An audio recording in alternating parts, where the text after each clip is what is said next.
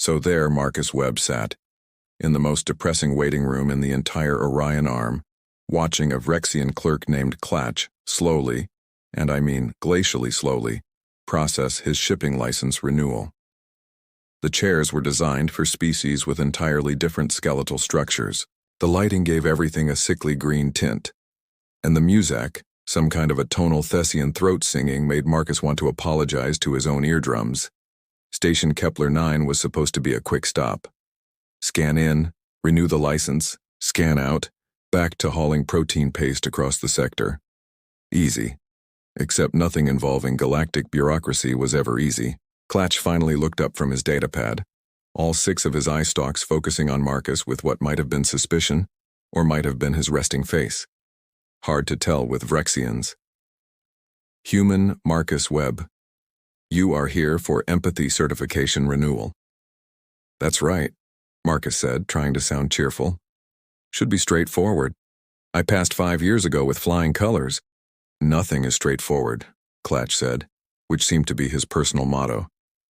The empathy certification scanner is the pride of the Galactic Concordance, implemented 47 standard years ago. Never malfunctioned. Tested on over 10,000 species. It ensures all spacefarers possess minimum compassion thresholds necessary for civil interaction. Marcus nodded along. He'd heard this speech before. Every species in the galaxy had to pass the empathy test before they could get a shipping license, a station visa, or pretty much do anything interesting. Made sense, actually. Can't have sociopaths flying around the cosmos starting interstellar incidents.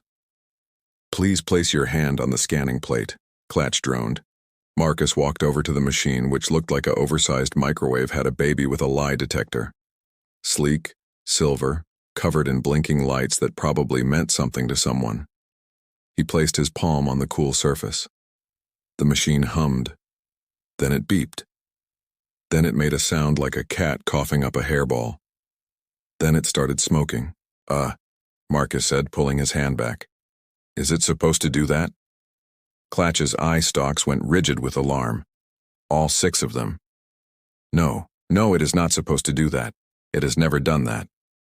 The machine beeped again, more urgently this time, and the display screen flashed a number so large it had to scroll across the readout. Then the screen went blank. Then it flickered back on with an error message in 17 languages. Did I break it? Marcus asked. Because I really need this license renewed. I've got a delivery deadline in 3 days. Klatch was already frantically typing on his datapad. The machine cannot break. The machine is infallible. The machine has processed billions of sentient beings without incident. He paused. The machine says your empathy reading is catastrophically off the charts and also that you might not be real. I'm pretty sure I'm real, Marcus said. The machine disagrees, Klatch replied, which was somehow the most bureaucratic sentence Marcus had ever heard. 20 minutes later, Marcus found himself sitting across from Borta, a 4-armed Thessian who looked like she'd been working in galactic administration since the heat death of the first universe and was thoroughly unimpressed by the second one. So, Borta said, her lower 2 arms folded across her chest while her upper 2 manipulated a datapad. Klatch tells me you broke the empathy scanner. I didn't break anything, Marcus protested. I just put my hand on it like I was told. The diagnostic shows the scanner attempted to process your reading 17 times. Each attempt produced a higher number than the last. The final reading before system failure was 47,000 units. Is that bad? Borta's 4 eyes blinked in sequence.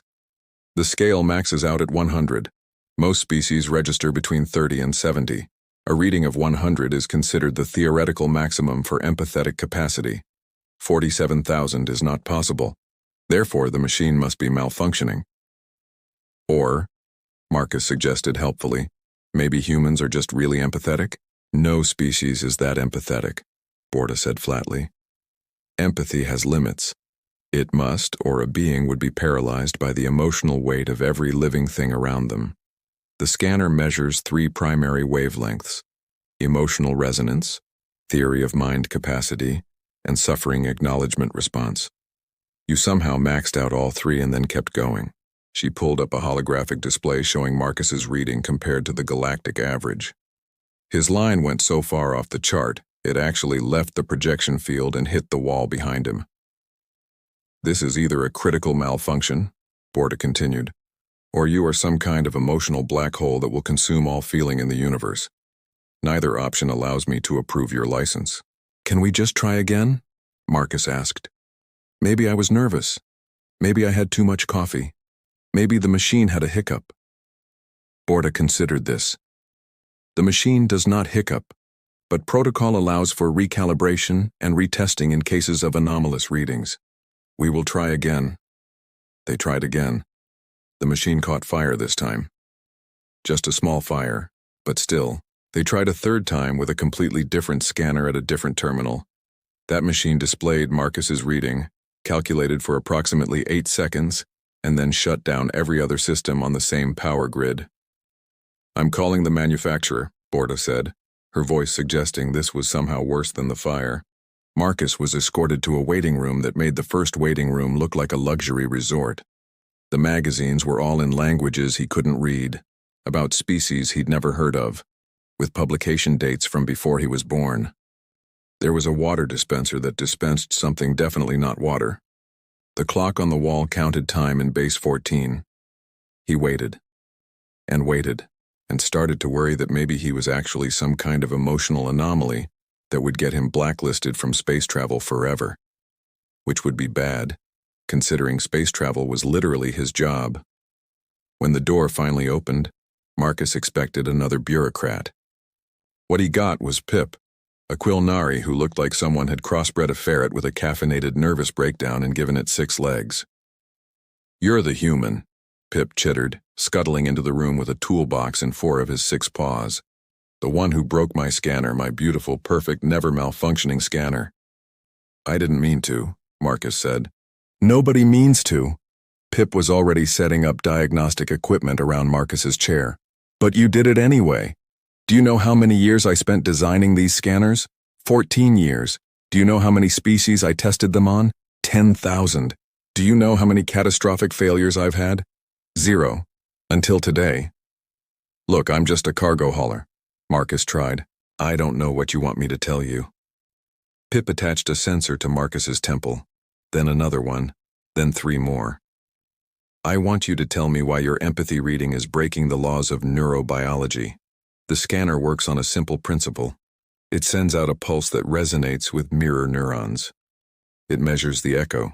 The echo tells us how much you care about other beings. Simple, elegant, foolproof." "Apparently not human-proof," Marcus muttered. "Apparently," Pip shrieked, pulling up a holographic display that showed Marcus's brain activity in real time. "Look at this. Look at it. Your mirror neuron network isn't just active, it's cascading. It's forming fractal patterns, it's doing things I didn't even know neurons could do." "Is that bad?" "I don't know. I've never seen it before. You're like if someone took a normal empathetic response and plugged it into a feedback loop and then plugged that into another feedback loop and then set the whole thing to maximum." Pip was pacing now, all 6 legs carrying him in frantic circles. "Let me show you what should happen." He pulled up a comparison display. "This is a Thessian brain during empathy testing. See? Nice clean activation in the prefrontal cortex. Theory of mind engages, mirror neurons fire. Done. This is a Rexian. Bit more diffuse but still contained. This is a cephaloid. Very strong, very focused. This is a Quilnari, that's me, we're pretty average across the board." Then he pulled up Marcus's scan. It looked like someone had detonated a firework inside his skull. "This is you. This is not normal. This shouldn't be possible. Your brain is empathizing with things that aren't even in the room. How are you not emotionally exhausted every second of every day?" Marcus shrugged. "I mean, sometimes I am." Pip made a sound like a kettle boiling over. "We need to run the calibration test. The full calibration test. The one we use to set the baseline measurements for the scanner. If you can survive that without melting the machine, maybe, we can figure out what's wrong with you." "Nothing's wrong with me," Marcus said. "That's what they all say," Pip muttered, gathering his equipment. "That's what they all say." The testing chamber looked like a holodeck designed by someone who'd watched too many philosophy lectures. White walls, minimal furniture, a projection system that could create moral dilemmas in stunning high definition. Borta stood in the observation booth with Pip and about 6 other station personnel who'd heard about the scanner incident and wanted to watch the show. Marcus sat in the chamber with a fresh set of sensors attached to his head. "We will now begin the calibration scenarios," Borta announced through the speaker system. "These are hypothetical situations designed to provoke minimal but measurable empathetic responses. They establish the baseline for scanner readings. Answer honestly. There are no wrong answers." The first hologram flickered to life. A classic trolley problem. 5 beings on one track, 1 being on another, lever in the middle. "Do you pull the lever?" Borta asked. Marcus stared at the scenario. "Can I see the 5 beings up close? What species are they? Are they young or old? What about the 1 being? Same questions. Also, is the trolley conductor aware of the situation? Could I warn the people instead? Is there time to derail the trolley another way? Why are there beings tied to trolley tracks in the first place? That seems like a systemic safety failure we should address." In the observation booth, Pip's scanner started beeping. He's not answering the question. He's empathizing with the entire scenario, including the fictional trolley conductor and the imaginary safety inspector who failed to prevent this situation. "Just pull the lever or don't," Borta said, a note of strain in her voice. "But I need more information," Marcus insisted. "I can't make that choice without understanding the full context. What if the 5 beings are criminals being executed and the 1 being is an innocent bystander? What if it's the other way around? What if they're all innocent? What's the moral weight of action versus inaction here? Am I responsible for the trolley's trajectory or only for my choice to intervene?" The scanner's beeping intensified. They moved on. Resource allocation scenario. 10 beings. Food for 9. Who doesn't eat? Marcus immediately started asking about the nutritional needs of each species, whether anyone could survive on partial rations if there was a way to forage for more food, and whether the social cost of choosing who does not eat might be worse than everyone being slightly hungry. The scanner's beeping became a continuous whine. Sacrifice scenario. Kill 1 being to save 100. Marcus wanted to know about the 1 being's feelings on martyrdom, whether the 100 beings would want to be saved at that cost, what the psychological trauma would do to whoever pulled the trigger, and whether there was any possible alternative that wouldn't require killing anyone at all. The scanner started smoking again. "Make it stop," Pip whimpered. "Please make it stop. He's not supposed to empathize with hypothetical future trauma. He's not supposed to care about the ethical implications for people who don't exist. This is breaking my beautiful scanner." Borta leaned forward, all 4 arms now gripping the console. "Marcus, human. Listen carefully. These are simple scenarios, binary choices. There is no additional context. Just choose." "But that's not how morality works," Marcus said, looking genuinely confused. "Every choice affects everyone involved. How can I choose without considering all of them? The 5 versus 1, the 9 versus 1, the 100 versus 1, they're all people. They all matter. They all have families and dreams and reasons to live. How can I just pick one to die and feel okay about it?" In the observation booth, Pip had what could only be described as an existential crisis. "The scanner isn't broken. Oh, stars, the scanner isn't broken. Humans are broken. Humans are so broken. How do they function? How do they make any decisions? How are they not all curled up in corners crying about the moral weight of existence?" "Some of us are," Marcus called out helpfully, apparently having heard through the speaker system. Borta shut off the hologram projector. "We need a specialist. This is beyond station administration. This is a xenopsychology emergency." Dr. Venn arrived 6 hours later, which was impressive considering he had to travel from 3 systems away. Cephaloids could move fast when they wanted to. He flowed into the testing chamber, his semi-translucent form rippling with what might have been curiosity or might have been concern. With cephaloids, it was hard to tell. "So," Dr. Venn said, his voice resonating from somewhere inside his gelatinous body, "you are the human who broke the empathy scanner by being too empathetic. Fascinating. Tell me about your species' history. Marcus blinked. That's a pretty broad question. We've got like 10,000 years of recorded history and most of it is embarrassing. Give me the relevant parts, the parts about compassion. Well, Marcus settled into his chair. We've got a pretty checkered past. Lots of wars, lots of atrocities, lots of things we're not proud of. But we've also got this weird tendency to care about stuff that doesn't benefit us. We cry at movies about characters we know aren't real. We make up stories to help us understand other people's perspectives. We create charities for people we'll never meet on continents we'll never visit. We mourn extinct species that died before we were born. Dr. Ven's form rippled. Continue. We've got entire philosophical movements dedicated to reducing suffering in animals that can't even thank us for it. We argue for hours about the ethics of things that don't affect us personally. We feel guilty about hurting people's feelings even when they're not around to know we hurt them. We make art about pain that isn't ours. We write songs about sadness we haven't experienced.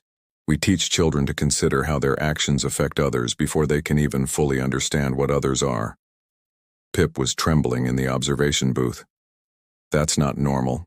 That's so not normal.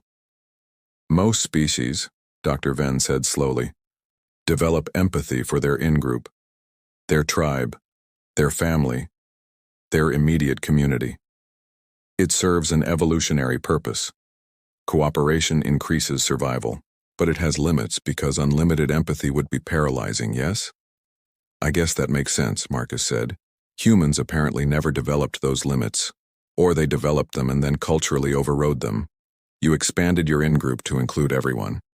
And then you expanded it further to include beings that aren't even human. And then you expanded it further to include abstract concepts like justice and fairness in future generations who don't exist yet.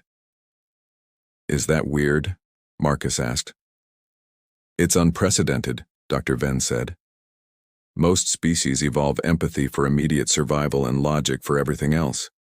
Humans somehow apply empathy to literally everything. You have literature dedicated to making people feel compassion for murderers, for monsters, for the antagonists of your own stories. You have philosophical frameworks built around the moral consideration of beings that don't exist. You cry at fictional deaths. You feel guilt about hypothetical harm. Borta's voice came through the speaker, tight with concern. Does this make humans dangerous? Does this make humans tragic? Pip added, still trembling. Does this make humans unprecedented? Dr. Venn asked rhetorically. Yes. To all three. Humans are dangerous because they can empathize with your enemy and then fight for them. They're tragic because they carry the weight of suffering that isn't theirs to carry. They're unprecedented because no other species we've encountered has this particular combination of traits. Marcus shifted uncomfortably. You're making us sound like some kind of emotional freaks. You are, Dr. Venn said simply. Your baseline empathy level is roughly 47 times higher than the maximum reading the scanner was designed to process. You don't just feel what others feel. You feel what others might feel, could feel, should feel, and what you think they ought to feel. Your empathy cascades. It fractals. It compounds. It's beautiful and terrible and completely unmeasurable by our current technology. So what happens now? Marcus asked quietly. Dr. Venn rippled thoughtfully. Now we figure out what to do with you. The emergency council meeting of Station Kepler 9 was, predictably, a bureaucratic nightmare. Representatives from 14 different species crammed into a conference room, all arguing about what to do with Marcus Webb and his impossible empathy reading. We cannot certify him, insisted a Rexian counselor. The scanner says his reading is unmeasurable. Unmeasurable means we don't know if he meets minimum standards. He exceeded maximum standards by a factor of 470, Dr. Venn countered. That's not a failure. That's a different kind of success. It's a liability, another voice argued. What if all humans are like this? What if we've been letting emotional time bombs travel through our space? Marcus, sitting at the end of the table, finally spoke up. Can I just point out the absurdity here? You're punishing me for caring too much. You've built a whole system to make sure people have enough compassion, and now that you've found someone with a lot of it, you want to ground them. Does that make sense to anyone? Silence. He's got a point, Borta admitted grudgingly. Pip, who'd been quiet for the entire meeting, suddenly perked up. Wait, what if we create an exception, a special certification class? We can't measure humans with the standard scanner, so we don't try. We just mark them as exceptional cases and move on. You want to create an entire new bureaucratic category because one human broke your machine? The Vrexian counselor asked. I want to create an entire new bureaucratic category because my machine ain't process an entire species. Pip corrected. The scanner works fine for humans within the measurable range. It's the outliers like Marcus that cause problems. So we flag them. We note them. We let them go about their business with a special annotation. More silence. Then slowly nods around the table. Nothing pleased bureaucrats more than creating new forms to fill out. 2 hours and 17 committee votes later, Marcus walked out of station Kepler 9 with a freshly renewed shipping license. In the comments section, in 17 different languages, it read, Empathy levels exceed measurable parameters, certified under Human Exception Clause. Approach with emotional caution. Approach with emotional caution, Marcus muttered, reading the license on his way back to the ship. Like I'm some kind of compassion hazard. He boarded his vessel, a beat-up cargo hauler that had seen better decades, and settled into the pilot's seat. The delivery deadline was shot, but the client would understand. Probably. Maybe.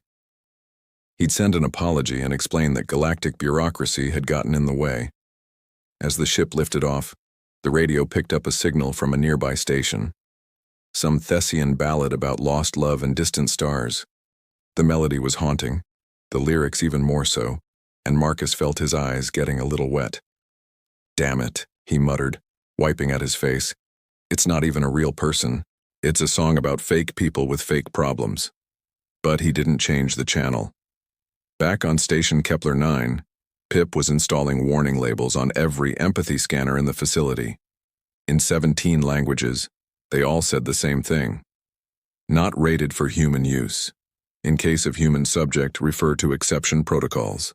Do not attempt to measure. Do not attempt to understand, accept the reading and move on. Borda watched him work, her forearms folded thoughtfully. Do you think all humans are like him? Probably, Pip said.